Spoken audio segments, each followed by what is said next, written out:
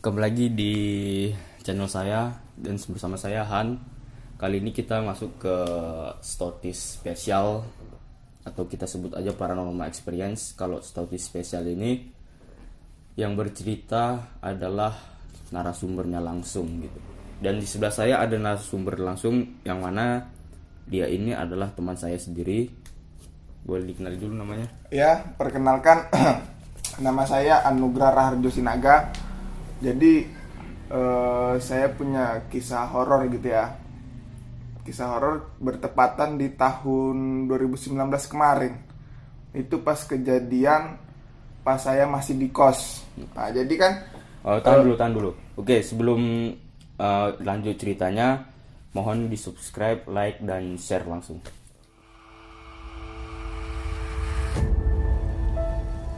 Stotis Story Mistis.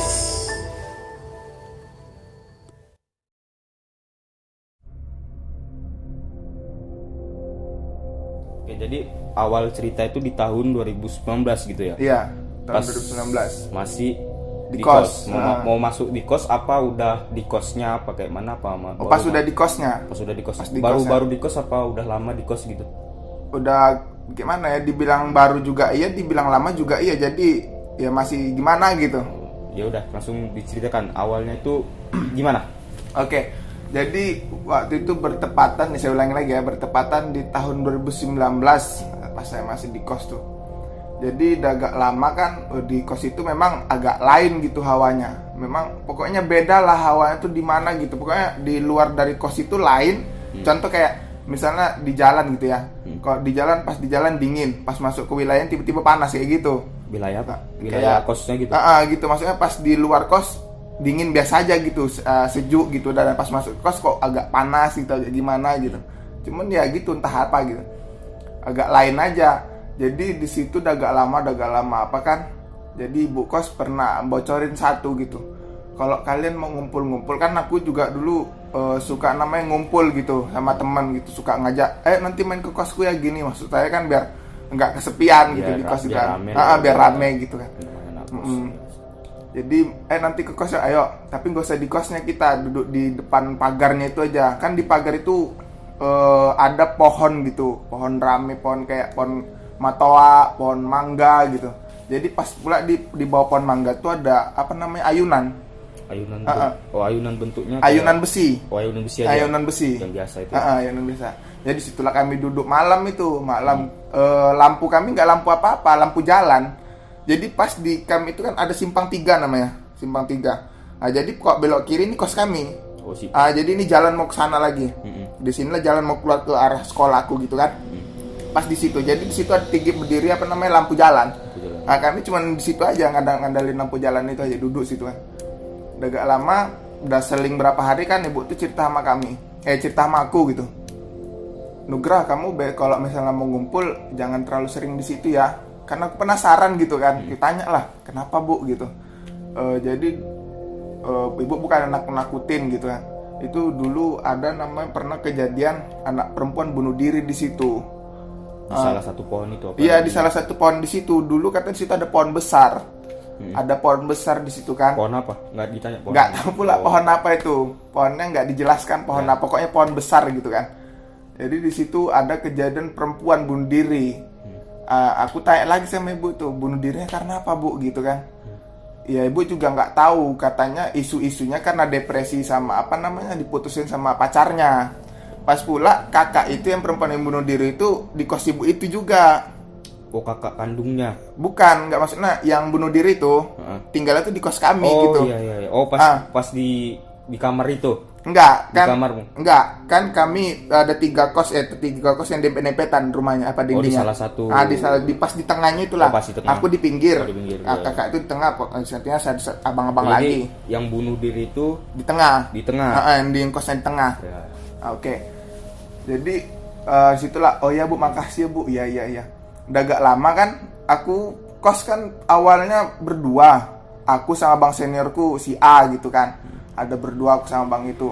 Jadi sebelum aku sama abang itu juga pernah cerita sama aku gitu kan. abang itu punya kawan juga namanya dulu si B gitu. Abangku yang A ini punya kawan si B sebelum aku datang di kos itu. Sebelum aku datang. Jadi abang ini setiap nyapu di kos itu, padahal nggak ada rambut perempuan, datang perempuan situ pun nggak ada gitu loh. Cuma entah kenapa setiap nyapu itu kan pasti ada aja jumpa rambut panjang gitu. Di kosnya itu. Iya, di kosnya itu. Entah itu mau dibawa tilam, entah itu dibawa apa gitu. Pokoknya setiap nyapu jumpa gitu. Memang nggak banyak, cuman ada kayak berapa helai gitu. Pokoknya ada aja gitu terus, nggak pernah habis. Padahal kan rambut Abang itu nggak ada rambut, botak gitu. Kan SMA, SMK, Biasanya semi kalau militer. Militer nggak bikin rambut gondrong gitu. Iya. Walaupun udah senior kan rambut juga diapain gitu. Kenapa ya ada rambut di dalam kos? Ya itu juga nggak tahu Apakah kenapa. ibu kosnya masuk ke dalam diam-diam apa gimana? Nggak pernah. Ibu kos sama bapak kos memang deket-deketan, cuman berapa langkah udah sampai ke rumah ibu kos gitu. Cuman ibu kos tuh nggak apa kali sama kos itu kan, cuma nanyain aja. Itulah abang itu setiap nyapu, itu dibilang setiap nyapu entah kenapa kok selalu jumpa rambut itu. Pas di kos itu yang kutempati sekarang itu waktu itu. Itu yang senior yang B. Yang B. Nah, yang udah lama itu kan. Nah, jadi aku sama abangku yang A inilah sekarang di kos itu kan. Cuman syukur setiap aku itu belum ada jumpa lagi kayak gitu. Cuman setiap udah agak lama abangku yang sebelah ini pernah kejadian dia sebelah kosku yang di tengah itu, yang tempat kakak itu, yang kakak itu gantung diri itu. Tetangga kos dia, tetangga kosmu. Iya, tetangga kosku bang itu. Abang itu ada dua juga, bang ini, bang pokoknya sama-sama kami situ orang Batak semua di situ. Jadi berdua bang itu kan, abang tuh terbangun jam 1 nggak salah kata abang itu. Abang tuh bangun jam 1. Jadi dia keluar dari pintu kosnya itu, dari pintu kamarnya. Jadi ngadep ke jendela gitu kan. Entah kok tiba-tiba ada yang lewat putih kayak kencang gitu, kayak angin gitu. Cuman jelas putihnya.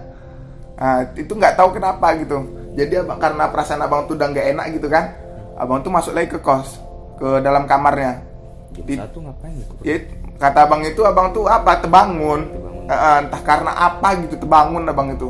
Jadi suntuk abang tuh katanya kan, duduklah pas di pintu apanya itu, pintu mau masuk ke kamarnya itu. Nah, jadi kan pintu kamar sama pintu kamar mandi kan seling-seling. Jadi jalan keluarlah ke depannya itu. Kamar mandinya satu. Cuma satu aja.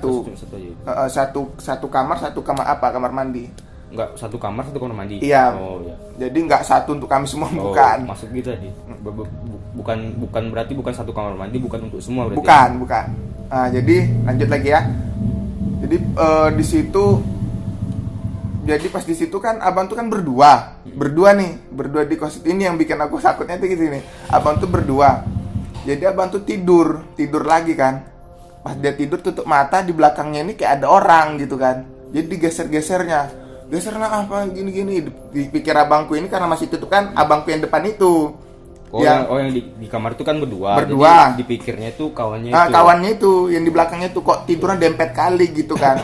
Dempet kali dibilang gini. Pas dibukanya matanya, rupanya kawan itu depan mata dia. Di depannya itu. Kan lagi tidur contoh kayak gini kan. Di depannya itu abang itu. Jadi ini yang di belakang ini siapa gitu loh. Ini siapa gitu kan. Jadi serem banget. Iya serius. Naik bulu kan. Jadi nggak tahu kok langsung gimana gitu abang tuh kan. Kayak gitu. Siapa gitu kok dempet kali gitu kan.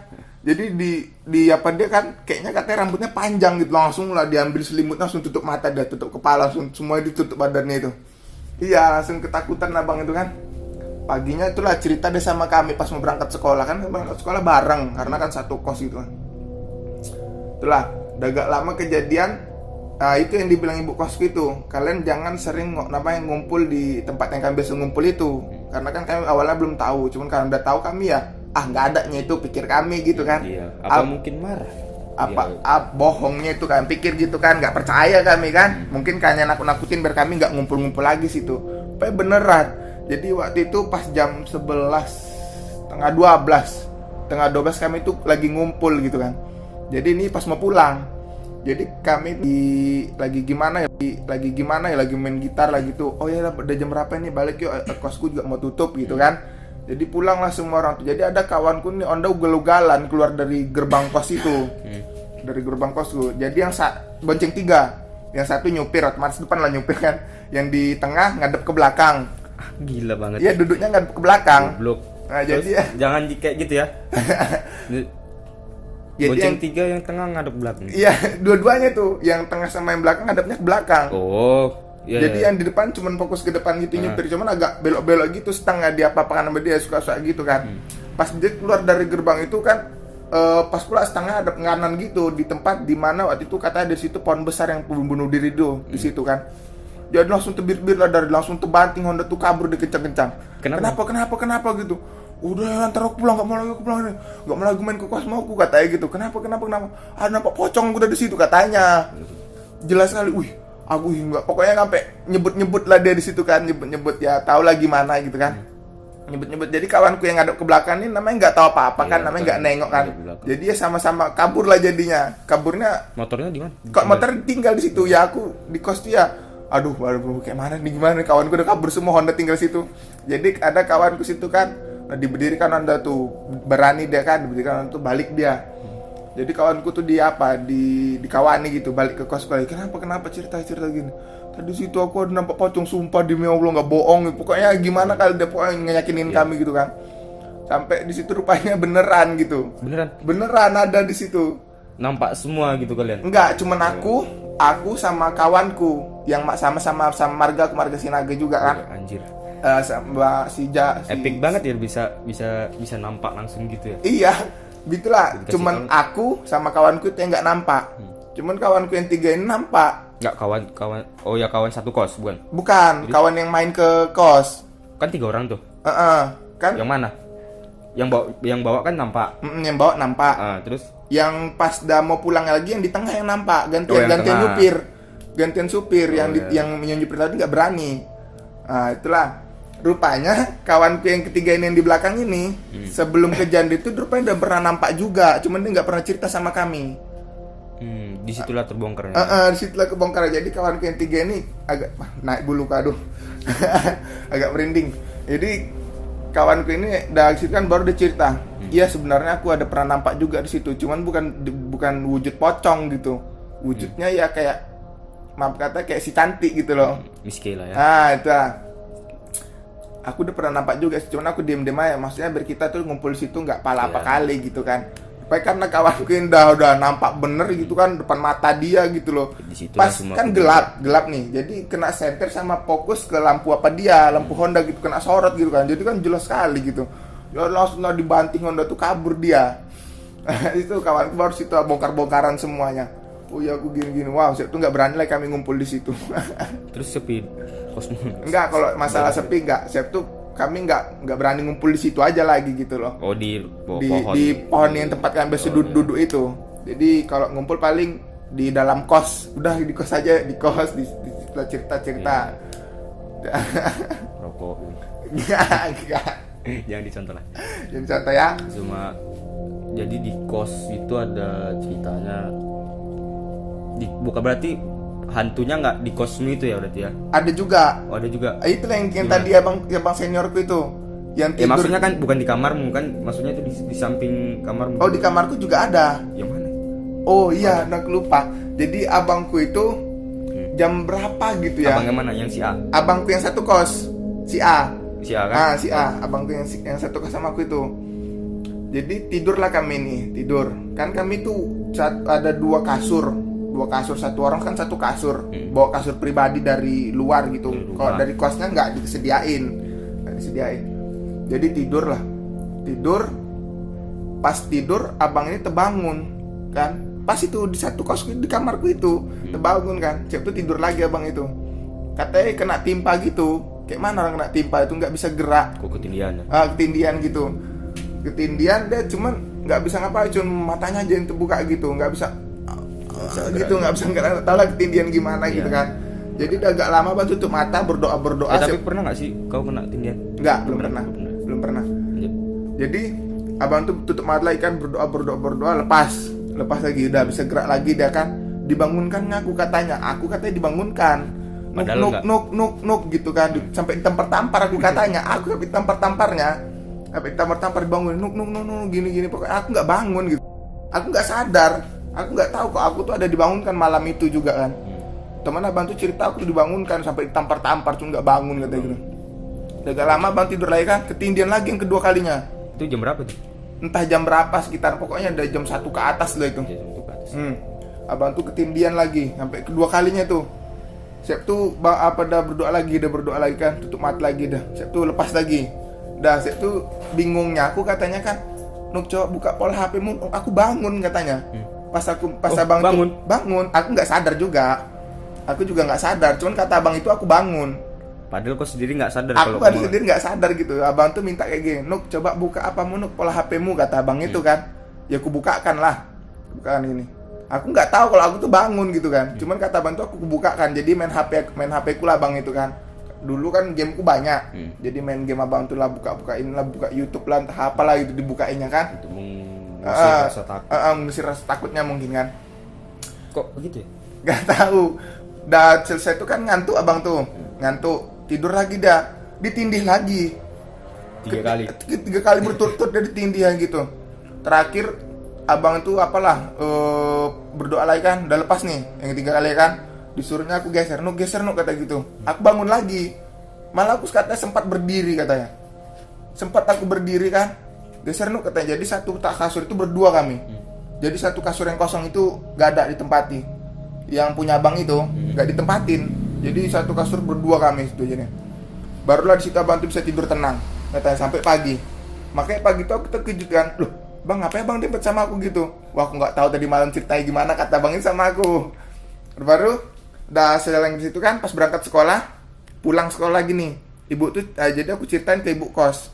Bu, tadi malam katanya abangku gini-gini bu, kena tindih gitu. Kena tindih. Oh, itu paling yang penunggu itu. Jadi rupanya di kos kami itu ada abang-abang dulu.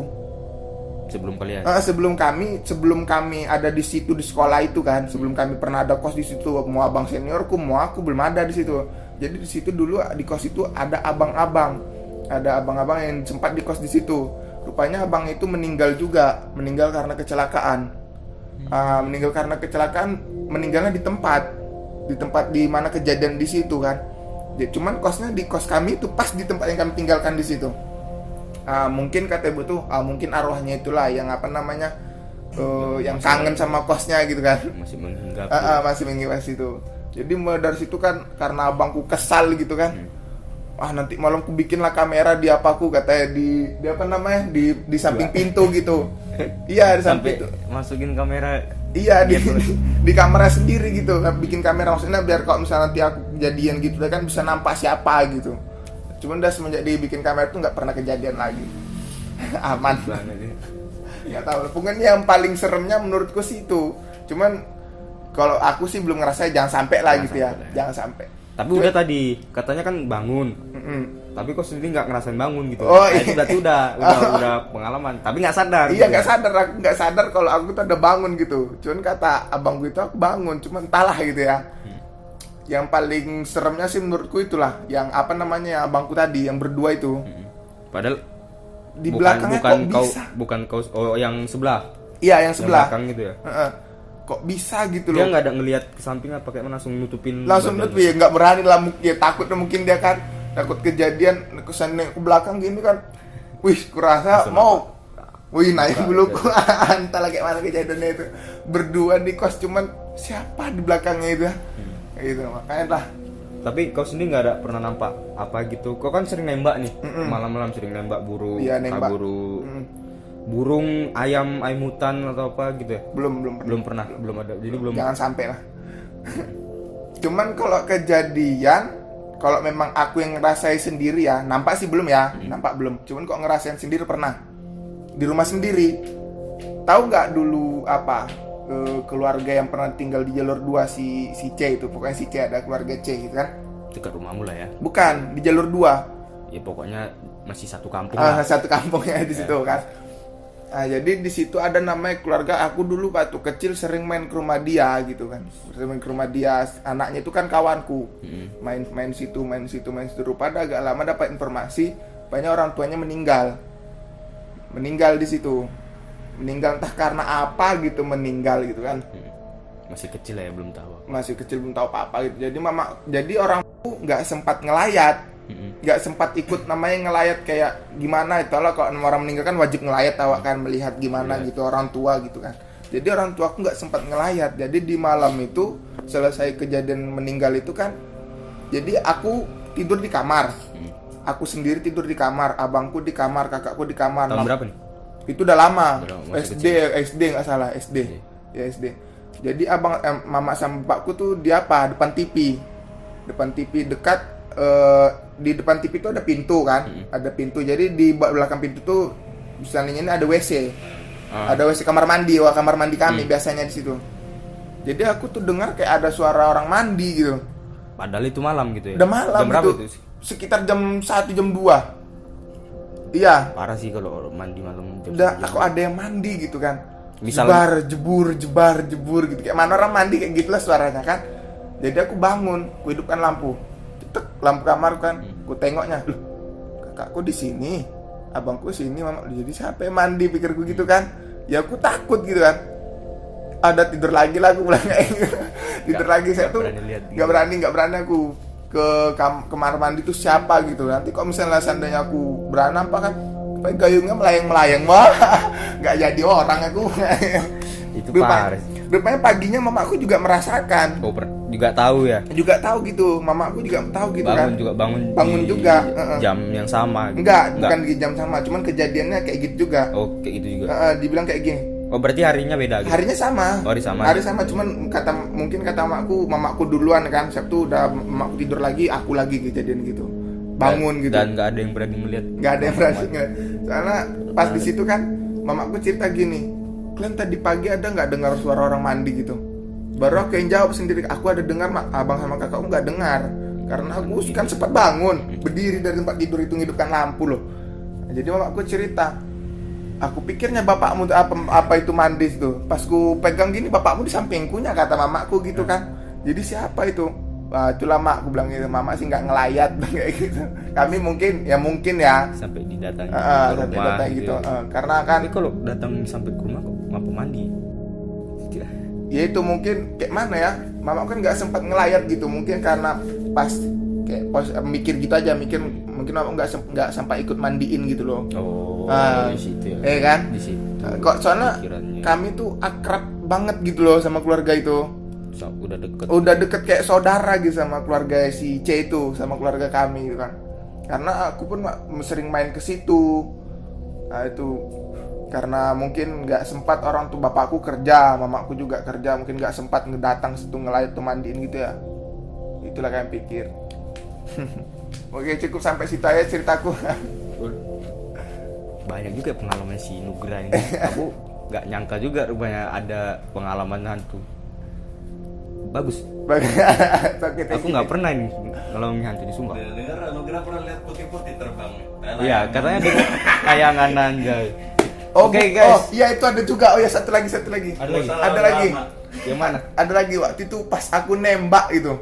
Katanya tadi nggak ada, gimana sih? Ada nembak. Aku ada kawanku orang Pantai Raja, si D, inisial D kan. D. Jadi kami itu pergi nembak. Ada namanya di sana tempat Polda. Tahu Polda ya? Suatu tempat untuk berburu lah. Suatu tempat berburu kami bisa situ kan. mancing, bisa apa. Kami bukan nembak burung, bukan nembak ayam, bukan ngap. Itu tempat tuh kayak mana sih? Aku pernah dengar itu tempatnya hutan apa ada perkampungan apa kayak mana? Dia dibilang perumahan sih nggak ada. Perumahan nggak ada, itu isinya asli sawit semua kiri kanan. Sawit. Jadi, sungai, sawit. Ada sih rumah cuman 1 biji gitu. Itu namanya barak di situ, ada barak di situ. Itu nggak rumah namanya itu. Oh ya. Barak apa ya? Gubuk ya? Iya kayak gubuk gitu. Itu nggak rumah itu. Cuman ada yang nguni di situ. Hah? Ada yang nguni. Keluarga di situ nguni. Dan buat rumah tuh ngamutan banget cu. Itu yang buat masak pasukan COC. Kan, Buat rumah di hutan goblok ngapain? jadi di situ kan. Jadi ada di situ nama tempatnya di Polda itu Jembatan Besi. Dibilang jembatan besi ya karena di situ jembatannya tuh besi semua gitu kan. Dibikin kayak papa gitu. Lurus-lurus gini cuma besi itu. Jadi mau mobil besar, mobil kecil, mau sepeda, mau ontel semua bisa lewat situ. Jadi neonda lah kami ini kan. Neonda. Berapa orang? Berdua. aku sama kawanku ini doang nembak ikan Jap. jam 7 jam 7 karena kami kan berangkat nembak nggak pernah malam-malam kali gitu. Jam 7 paling jam 11 udah Karena balik. kalau malam-malam kalinya itu udah balik gitu. Iya, ya. udah balik. Bukan malam-malam kalinya baru berangkat. Iya. Jadi pas baru berangkat tuh, baru berangkat jam 7. Jam 7. Jadi kawanku yang nyupir, aku di belakang nyenter-nyenter di parit gitu kan. Kalau misalnya siapa tahu ada ikan kan berhenti nembak gitu kan. Jadi kawanku ini rupanya udah nampak duluan di atas di langit tuh kayak ada yang terbang gitu melayang, warnanya warna-warni. Merah, kuning, hijau, merah, pokoknya kayak mana besar dia bulat kata gitu kan. Bulat warna-warni, ganti-ganti klip-klip. Aku kan nggak tahu, cuman kawanku ini diem-diem aja. Warna-warni apa dia sedang mengkampanyekan LGBT? Nggak tahu gitu kan. Pokoknya kawanku ini diem-diem aja kan. Terakhir ku senter, nggak sengaja tersenterku ke atas, nampak. Dip, apa itu dia bilang gitu kan.